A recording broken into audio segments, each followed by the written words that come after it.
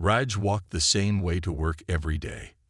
He left his small apartment at 7:30, bought coffee at the corner shop, and hurried down Main Street to reach his office by 8 o'clock. He was a man of habits. He liked things to be the same each day. Raj worked as an accountant at a big company. The job paid well, but it was boring. Still, Raj was happy with his quiet life. On his daily walk, Raj always passed a woman who sat on the sidewalk near the bus stop. She was there every day, in the same spot, holding a small paper cup for money. Her clothes were old and dirty, her hair was messy, and her face looked tired. Raj never really looked at her. She was just part of the street scene, like the mailbox or the traffic light. Sometimes, he dropped a few coins in her cup without stopping. Most days, he just walked past. The woman never spoke. She just sat there, eyes down, cup out. People walked around her like she was just a stone in their path. No one seemed to notice her or care about her story. She was just the beggar woman to those who even bothered to see her at all. Raj's life was busy. He worked long hours at the office, trying to get a promotion. His boss, Mr. Sharma, was hard to please. Every day brought new problems to solve and numbers to check. Raj didn't have time to think about strangers on the street. One Monday morning in April, Raj was running late. He had slept through his alarm and rushed out without his usual coffee. As he hurried past the beggar woman, he accidentally kicked her cup, spilling the few coins she had collected. Raj stopped, feeling bad about what happened. "I'm sorry," he said, bending down to help pick up the money. The woman looked up at him. For the first time, Raj saw her face clearly. She had dark brown eyes that seemed intelligent and sad. She looked about his age, maybe 30 or so. There was something about her face that seemed familiar to Raj, but he couldn't place it. "It's okay," she said quietly. Her voice surprised him. It was soft and clear, not what he expected from someone living on the streets. She spoke like someone with education. Raj helped gather the coins and put them back in her cup.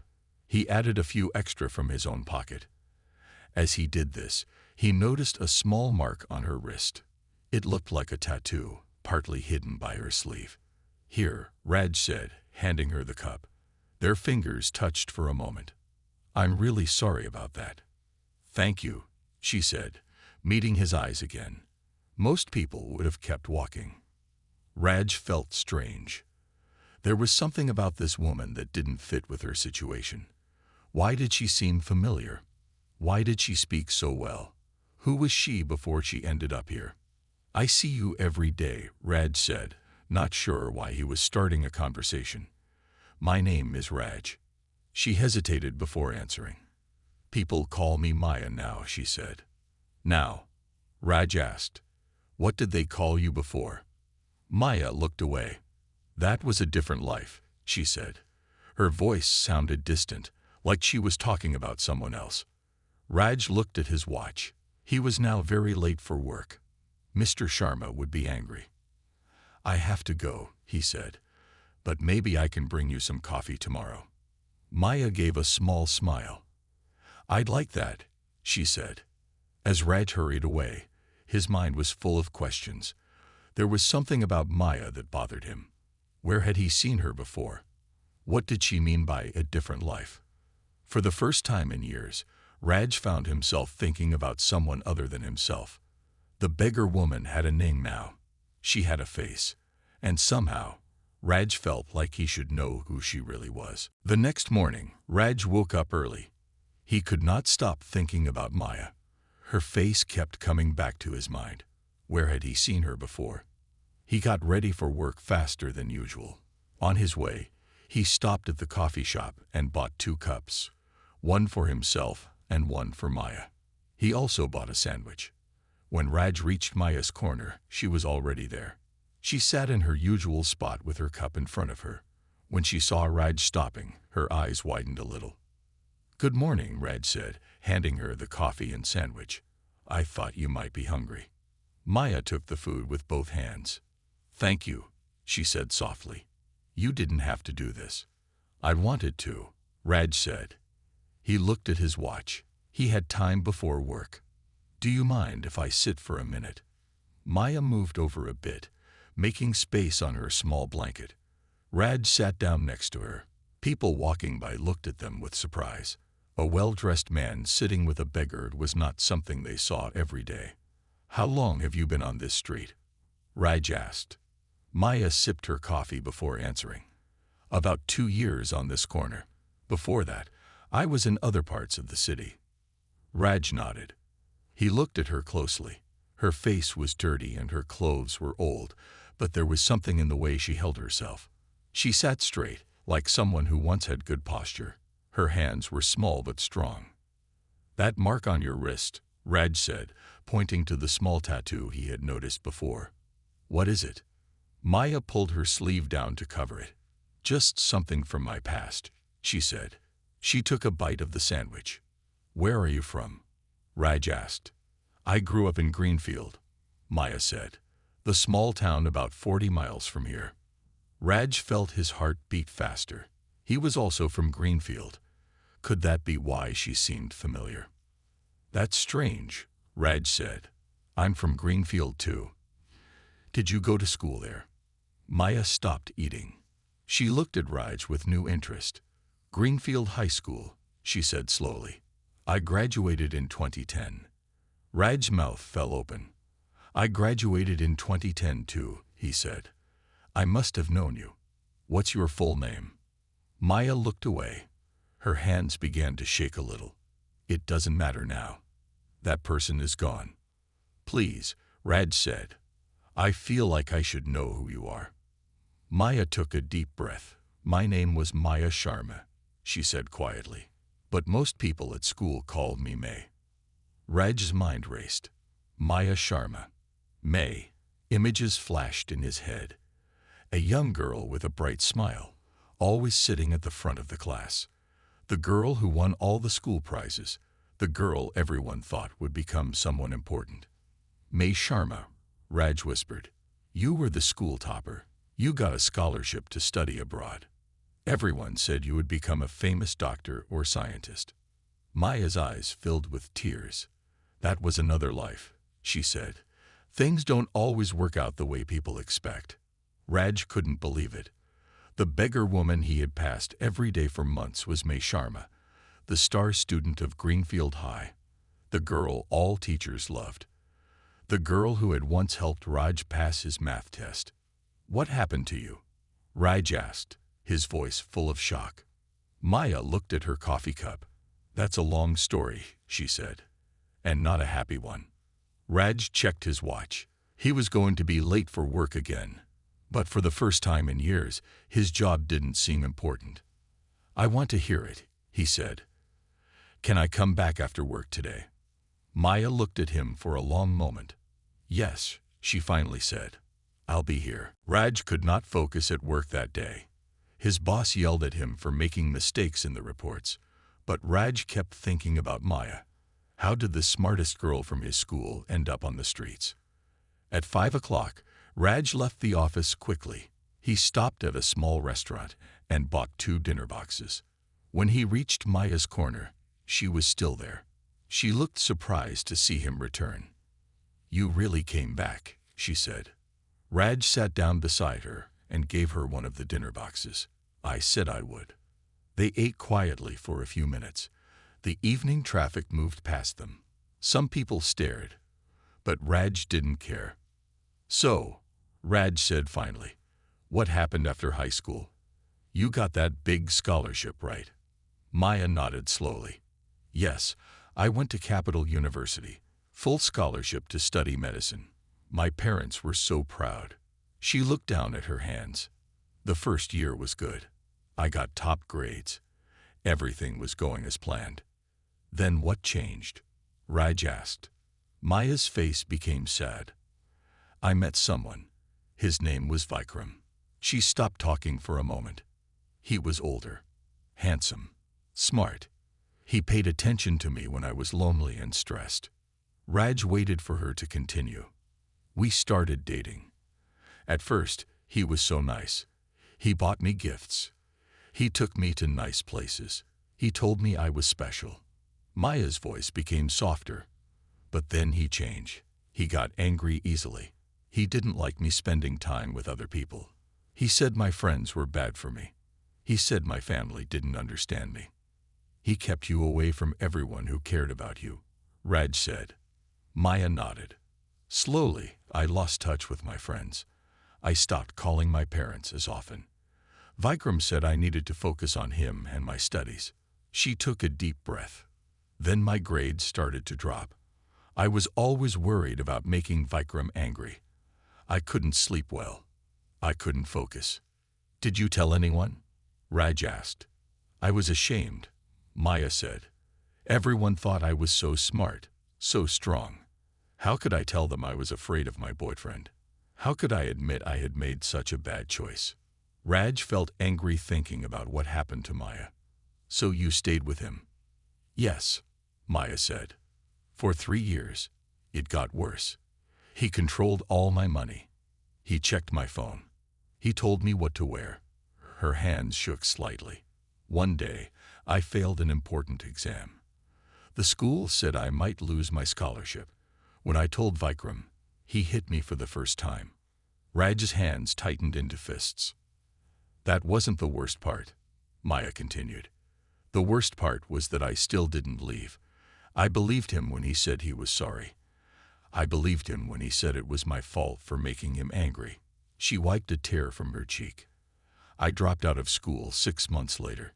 My parents tried to call, but I didn't answer. I was too ashamed. How did you end up here? Raj asked. We moved to this city. Vikram found a job. I stayed home. I wasn't allowed to work or study. Maya looked at the street around her. One night, the hitting was so bad, I thought he might kill me. When he fell asleep, I ran. I had no money, no phone, no ID. I just ran. You couldn't go to the police? Raj asked. Maya gave a small, sad laugh. With what proof? And I was too scared. Vikram knew people. He told me no one would believe me. What about your parents? Raj asked. Maya's eyes filled with tears. After what I did, cutting them off, dropping out, how could I face them? She shook her head. It was easier to disappear. Raj looked at Maya with new eyes.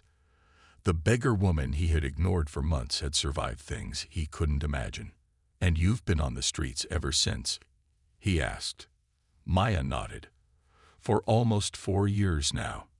4 years, Raj repeated, shocked. But Maya, your parents must be worried sick about you. It's too late now, Maya said. Too much time has passed. It's never too late for family, Raj said quietly. Raj couldn't sleep that night. He kept thinking about Maya's story. The bright girl who had helped him with math was now sleeping on the streets. It didn't seem right. The next morning, he woke up with a plan. Before going to work, Raj stopped at Maya's corner with coffee and breakfast. She smiled when she saw him. You're making this a habit, she said. I want to help you, Maya, Raj said. Not just with food. I want to help you get off the streets. Maya looked away. I don't need your pity. It's not pity, Raj said firmly. You were the smartest person in our school. You helped me pass math when everyone else gave up on me. Now it's my turn to help you. Maya was quiet for a long time. What do you have in mind? She finally asked. First, we need to get you a safe place to stay, Raj said. There's a shelter for women near my apartment. They help women who have faced abuse. I don't know, Maya said. Those places ask a lot of questions. That's their job, Raj said. They want to help. Will you at least come with me to talk to them? After thinking for a minute, Maya nodded slowly. Okay, I'll try. Great, Raj said, feeling hopeful. I'll pick you up after work. At the office, Raj worked harder than ever. He finished all his reports early and asked his boss if he could leave at 4 o'clock. Why? Mr. Sharma asked, looking surprised. It's personal, Raj said, but it's important. Mr. Sharma studied Raj's face. You've been acting strange this week. Is everything okay? Yes, Raj said. I'm just trying to help someone who needs it. Mr. Sharma nodded. Fine. You can go early today. At 4 o'clock, Raj rushed to Maya's corner. She was waiting with a small bag that held her few belongings. Together, they walked to the women's shelter. It was a simple building with a blue door. Inside, they'd met a kind-faced woman named Mrs. Patel. She took them to a small office and asked Maya many questions. Maya told her story slowly, looking at the floor most of the time. Mrs. Patel listened without judging. When Maya finished, she said, "We can help you. We have a bed free. You can stay here while we work on next steps." Next steps? Maya asked. Getting your ID back, finding work, maybe reconnecting with your family, Mrs. Patel explained. Maya looked scared at the mention of family. I don't think I can face them after all this time. That's okay, Mrs. Patel said gently. We'll take one step at a time. The shelter room was small but clean. There was a bed with fresh sheets, a shelf for her things, and a shared bathroom down the hall. Maya touched the bed like she couldn't believe it was real. This is the first real bed I'll sleep in for years, she said quietly. Raj felt a lump in his throat. I'll come visit you tomorrow, if that's okay. Maya nodded. Thank you, Raj. I don't know why you're helping me, but thank you. Everyone needs help sometimes, Raj said. Even the smartest girl from Greenfield High. As Raj was leaving, Mrs. Patel stopped him. You did a good thing today, she said. Many people walk past those in need. You stopped. I knew her before, Raj explained. From school. That may be, Mrs. Patel said, but knowing someone doesn't always mean helping them. Many people knew her before, I'm sure. Only you helped her now. On his way home, Raj thought about Mrs. Patel's words. He had seen Maya every day for months before recognizing her. How many other people with stories and pasts did he walk by without seeing? At his apartment, Raj made a decision. He took out his old school yearbook and turned to the section with parent contact information that he had kept all these years. He found the entry for Maya Sharma and looked at the phone number listed for her parents. Would they still be at the same number after all these years? Would they want to know about their daughter? Raj took a deep breath and picked up his phone. There was only one way to find out. Raj's hand shook as he dialed the number. It rang 3 times before someone answered. Hello. It was a woman's voice, sounding older than Raj remembered Mrs. Sharma. Hello, Raj said, his mouth dry. Is this Mrs. Sharma? Maya Sharma's mother. There was silence for a moment. Yes, the woman finally said. Her voice was filled with sudden hope. Do you have news about my daughter? My name is Raj Kumar. I went to school with Maya, he explained. Mrs. Sharma. I found her. A gasp came through the phone. You found Maya. Where is she? Is she okay? We've been looking for her for years, the police said. Her voice broke. She's safe now, Raj said. She's at a women's shelter in the city. She's had a hard time, but she's safe. Mrs. Sharma began to cry. Raj heard her call to someone. Amit. Amit. Someone found Maya. Then there was a man's voice, asking questions. Can we see her? Mrs. Sharma asked. We can come right away. Raj thought about Maya's fear of facing her parents. Maybe give her a little time, he suggested. She's been through a lot. She's worried you might be angry with her. Angry?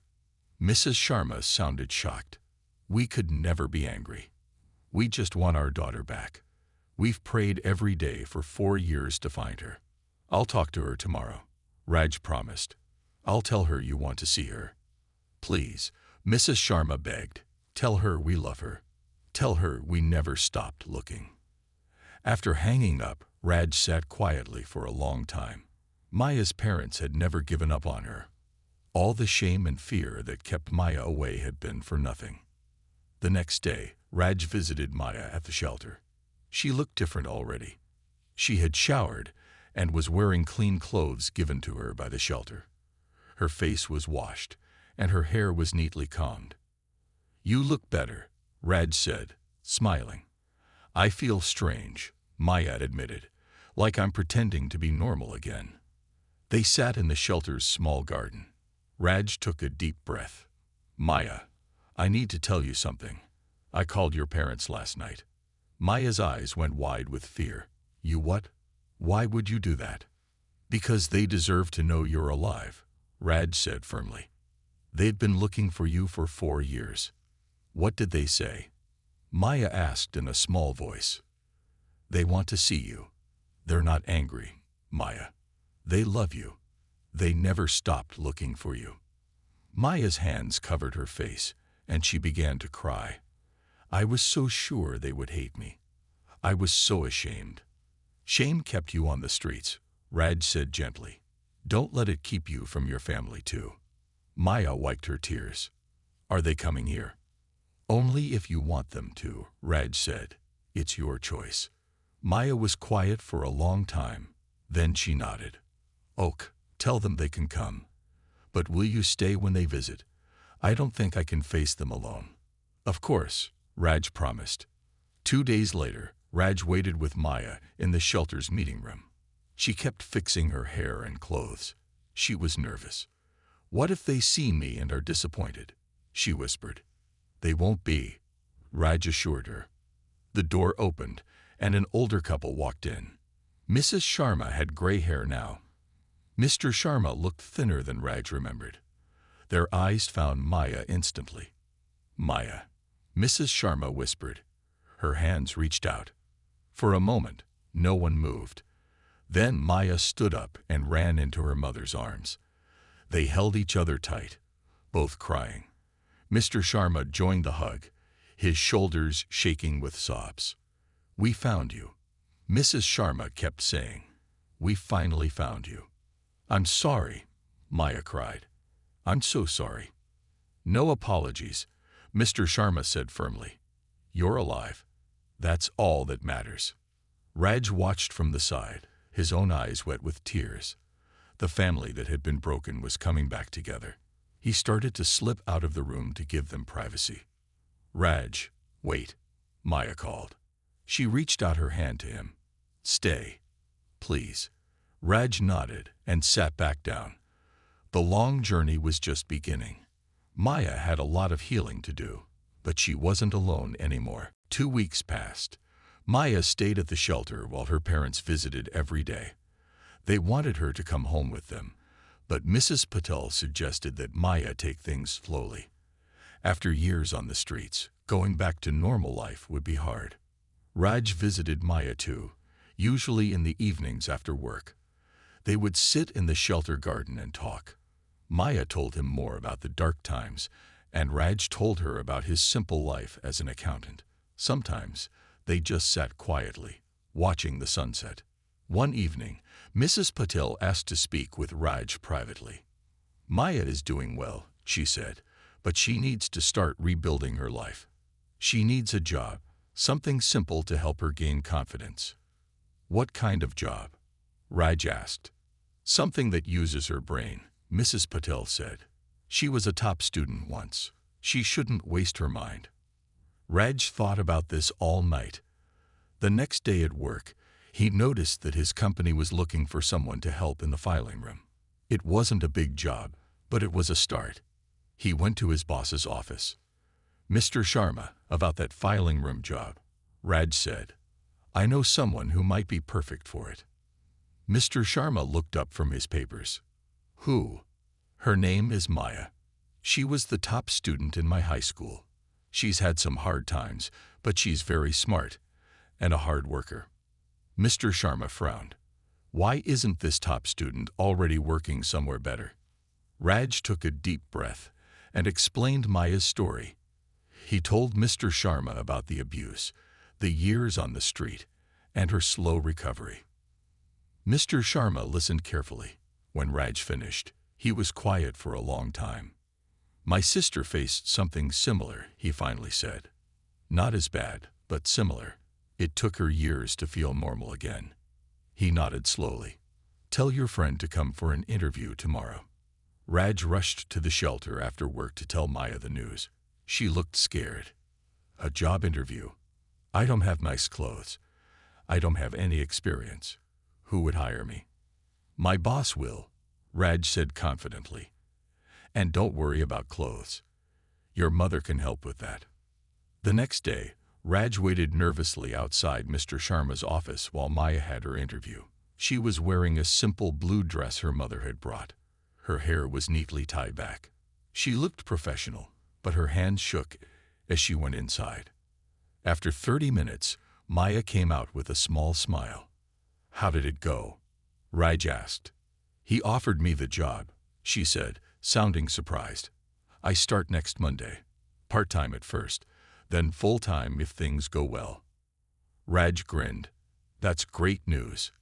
Over the weekend, Maya's parents helped her find a small apartment near the office.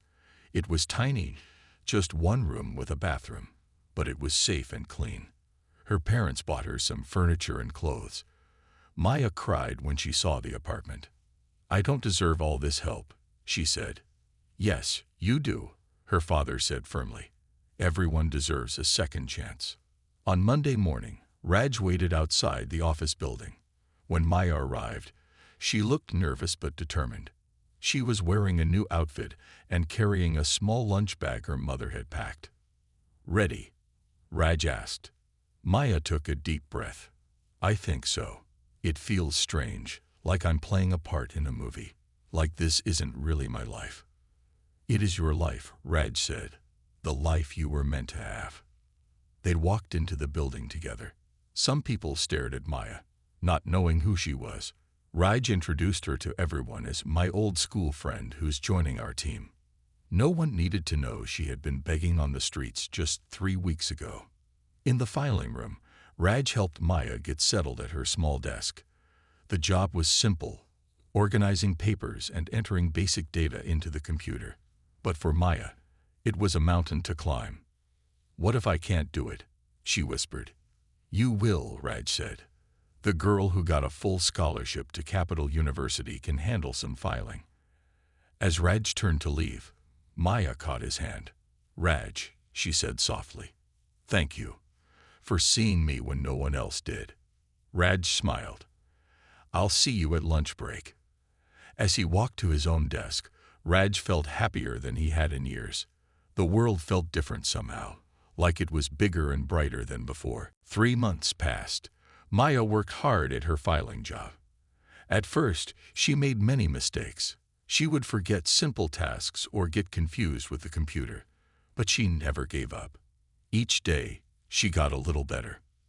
Mr. Sharma noticed her hard work. One day, he called her to his office. Maya, he said, I've been watching your progress. You're doing well. Maya smiled shyly. Thank you, sir. I think you're ready for more responsibility. Mr. Sharma continued. How would you feel about learning some basic accounting? Maya's eyes widened. Really? You think I could do that? I do, Mr. Sharma said. Raj tells me you were excellent at math in school. We need someone to help with the accounts payable department. The pay is better too. Maya couldn't believe it.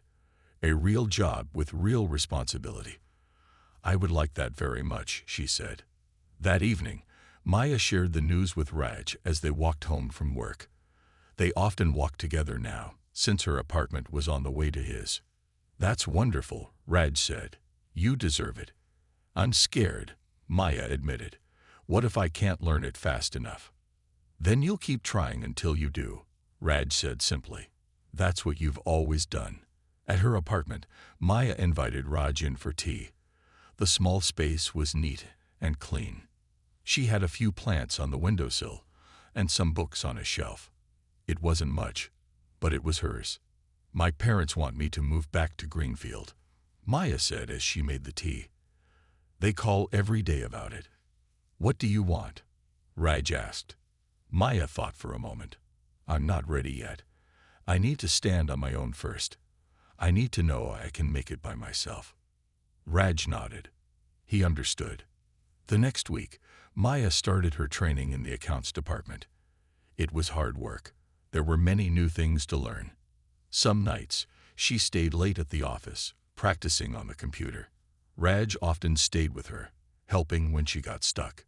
One evening, as they were leaving the office, a man was waiting outside the building. He was tall with dark hair and expensive clothes. When Maya saw him, she froze. "Maya," the man said, stepping forward, "I finally found you." Raj looked at Maya's face. She had gone pale with fear. Then he understood who this was. "Vikram," Maya whispered. Vikram smiled. It wasn't a kind smile. "You ran away without saying goodbye. That wasn't nice." Raj stepped between them.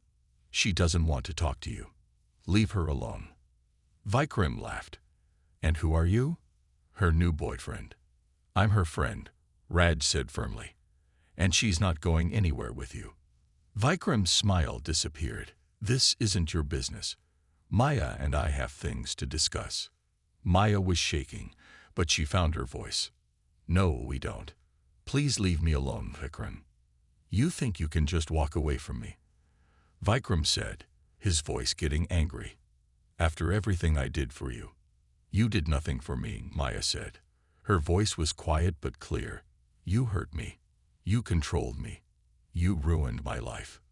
"Don't be dramatic," Vikram said. "Come on, let's go somewhere and talk." He reached for Maya's arm, but Raj pushed his hand away. Vikram's face turned dark with anger. "You'll regret that," he said to Raj. Then he looked at Maya. "And you'll regret running away. I'll be back." With that threat, he turned and walked away. Maya was still shaking. Raj put his arm around her shoulders. "Are you okay?" Maya shook her head. "He found me. After all this time, he found me." Tears filled her eyes. "What am I going to do? What if he comes to my apartment? What if he hurts my parents?" Raj held her tight. "We'll figure it out. You're not alone this time, Maya. You have me, your parents, Mr. Sharma, Mrs. Patel. We won't let him hurt you again." But as they walked to Maya's apartment, Raj felt worried. Vikram seemed dangerous. What would he do next? And how could they stop him? That night, Raj stayed at Maya's apartment. He slept on the small couch near the door. Neither of them wanted her to be alone after Vikram's threats. In the morning, Raj called Mr. Sharma and explained what happened. "Take the day off," Mr. Sharma said. "Both of you, sort this out." Next, Raj called Mrs. Patel at the shelter. She listened carefully to the situation. "Bring Maya here right away," she said. "We can help her get a protection order against this man." Maya was quiet as they walked to the shelter. She looked over her shoulder often, afraid Vikram might be following them. At the shelter, Mrs. Patel greeted them with warm tea and a calm smile. "Many women have faced what you're facing," she told Maya. "There are laws to protect you. But first, we need to document everything." For the next 2 hours, Maya told her story to a counselor who wrote everything down. All the times Vikram had hurt her, all the threats, all the control. It was hard for Maya to talk about these things, but Raj held her hand through it all. "We'll take this to the police," Mrs. Patel said when they finished. With this statement, they can issue a temporary protection order right away. At the police station, Maya met a female officer named Inspector Mehra. She read Maya's statement carefully. "We take these cases very seriously now," Inspector Mehra said. "Things have changed in the last few years. We can help you." She gave Maya some forms to fill out. "Once the judge signs this, Vikram cannot legally come near you, your home, or your workplace. If he does, we can arrest him." "Will that stop him?" Maya asked quietly. Inspector Mehra looked at her honestly. "Not always. Some men ignore these orders. That's why you need to be careful and have a safety plan."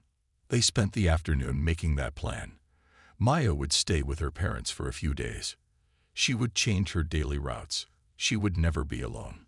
The shelter gave her a special phone with a panic button that would call the police instantly. "What about work?" Maya asked. "I can't hide forever." "Let me talk to Mr. Sharma," Raj said. "He might have ideas." That evening, Maya's parents came to pick her up. They were worried and angry when they heard about Vikram. "You should have told us," her father said. "We could have helped you years ago." "I was too ashamed," Maya said. "I thought you would be disappointed in me." Her mother hugged her tight. "Never. We could never be disappointed in you for being a victim. We just want you safe." As Maya packed a bag to go with her parents, Raj got a phone call. It was Mr. Sharma. "I've been thinking about your situation," Mr. Sharma said. "Our company has a branch office in Mumbai. We could transfer Maya there temporarily until this problem is resolved." Raj told Maya about the offer. She thought about it for a long time. "I don't want to run away again," she finally said. "That's what I did before. It didn't solve anything." "This isn't running away," Raj said. "This is being smart. Just until the police find Vikram and make sure he understands the consequences." Maya still looked uncertain. "What about you?" she asked Raj. "What about me?" Raj was confused. "Will you?" Maya looked down at her hands. "Will you still be my friend if I go to Mumbai? Will you visit?" Raj felt his heart beat faster. "Maya, I will always be your friend. And yes, I would visit you." Maya nodded. "Then I'll go. But just for a little while." That night, as Maya left with her parents, Raj watched their car drive away. He felt worried about her safety but proud of her courage. She had come so far from the woman begging on the street corner. As Raj walked home, his phone beeped with a message. It was from Maya. "Thank you for everything. I don't know what I would have done without you." Raj smiled and wrote back, "You would have found your way. You're stronger than you know." But as he put his phone away, Raj felt someone watching him. He turned quickly, but the street was empty. Or was it? In the shadows across the road, a figure seemed to move. Was it Vikram? Was he following Raj now? Raj hurried home, locking his door carefully behind him. Something told him this problem was far from over. A week passed. Maya was safe at her parents' home in Greenfield. She worked remotely, sending her accounting work through email. Raj called her every evening. He missed seeing her at the office. On Friday night, Raj was walking home late. He had stayed at work to finish a big project. The streets were dark and mostly empty. As he turned onto his street, he heard footsteps behind him. Someone was following him. Raj walked faster. The footsteps sped up too. Suddenly, a hand grabbed his shoulder and spun him around. It was Vikram. "Where is she?" Vikram demanded. His eyes were angry. "Leave her alone," Raj said, trying to sound brave. "She has a protection order against you." Vikram laughed. "A piece of paper doesn't scare me. Tell me where Maya is, or you'll be sorry." "No," Raj said firmly. Vikram's face turned dark with rage. He pushed Raj hard against the wall. "You think you're her hero. You're nothing. She belongs with me." "She doesn't belong to anyone," Raj said. "And she's never going back to you." Vikram raised his fist to hit Raj. But before he could, bright lights suddenly lit up the street. A police car pulled up beside them. Inspector Mehra stepped out. "Vikram Malhotra?" she asked. "We've been looking for you." Vikram stepped away from Raj, trying to look innocent. "We were just talking." Inspector Mehra didn't believe him. "We've been watching Mr. Kumar's apartment. We thought you might show up." She took out handcuffs. "You're under arrest for violating the protection order and for threatening behavior." Another officer got out of the car and helped arrest Vikram. As they put him in the police car, Vikram glared at Raj. "This isn't over," he said. "Yes, it is," Inspector Mehra told him. "With your history and these new charges, you'll be away for a while." After the police left with Vikram, Raj called Maya right away. "Vikram has been arrested," he told her. "You're safe now." The next day, Maya came back to the city with her parents. They all met with Inspector Mehra at the police station. She explained that Vikram would face serious charges. "He had a record we didn't know about," Inspector Mehra said. "2 other women had filed complaints against him in different cities. He won't bother you again for a long time." Maya felt like a heavy weight had been lifted from her shoulders. "It's really over," she whispered. 2 weeks later, life was returning to normal. Maya moved back to her apartment and returned to work. Her coworkers welcomed her back with smiles and support. No one treated her differently because of her past. One evening, Raj invited Maya to dinner at a small restaurant. They had never been out together like this before.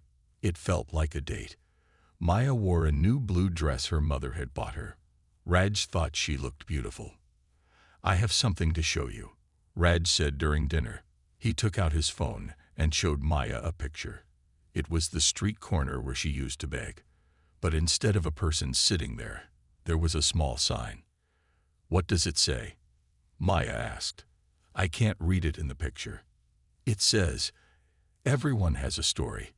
Be kind,'" Raj explained. "The shelter put it there. They're raising money to help more women in need."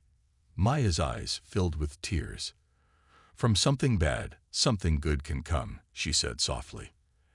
After dinner, they walked through a park. The night was warm and stars filled the sky. Raj took Maya's hand in his. "What do you think will happen next?" he asked. Maya looked up at the stars. "I don't know," she said honestly. "But for the first time in years, I'm not afraid to find out." Raj smiled. "Whatever happens, we'll face it together." Maya nodded. From a beggar on the street to an accountant with a future. Who would have believed it? "I would," Raj said. "From the moment I truly saw you, I believed in you." They continued walking hand in hand under the stars. Maya's journey from the street corner to this moment had been long and hard, but she had learned that with courage, help, and love, even the most broken life could be rebuilt. And Raj had learned that sometimes the most amazing stories are right in front of us, if only we take the time to see them.